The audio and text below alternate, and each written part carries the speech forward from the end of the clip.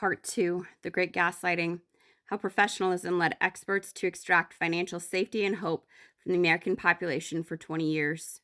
The Three Pillars of Labor Market Collapse, Supervision versus Leadership, and the Economic Necessity of Empathy in the Internet Age. Starting from a little before I left off. Before we talk about collapse, we need a distinction. A supervisor manages outcomes from a system. A leader is accountable to the people inside it. Supervision is light. Leadership is heavy. Supervisors have power. Leaders have responsibility. Supervisors follow scripts, optimize funnels, and meet metrics. A supervisor honors a system. When harm appears, the supervisor says, "Who didn't follow the process? Why?" Humans incapable of measuring up don't get the pleasure of being a part of that system. Leaders notice when procedures diverge from human reality. A leader's loyalty is to humans. When harm appears, the leader says, "The process is wrong, and I am responsible for noticing."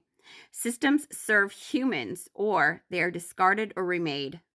For the last 20 years, the professional class was structurally rewarded for supervision and structurally punished for leadership.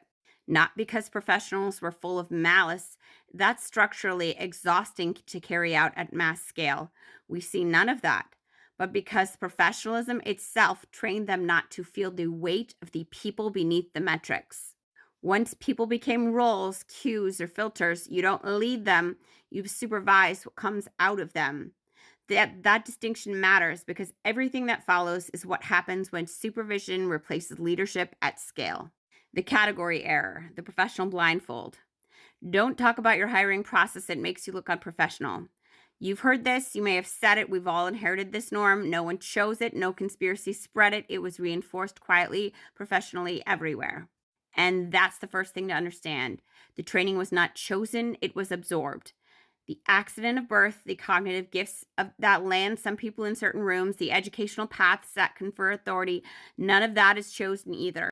Which means the professional who arrived in the late 1990s, the one positioned to design the online labor market, were functionally in the same place any of us would have been. They weren't different. They were us having arrived somewhere.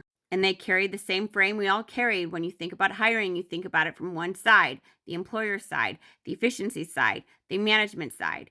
The job seeker's perspective didn't just get deprioritized, it disappeared. Not through malice, but through a category error so complete the other frame ceased to exist. That's not absolution, that's diagnosis. And once one side of a two-sided market becomes cognitively invisible, market collapse is no longer a question of if, only how.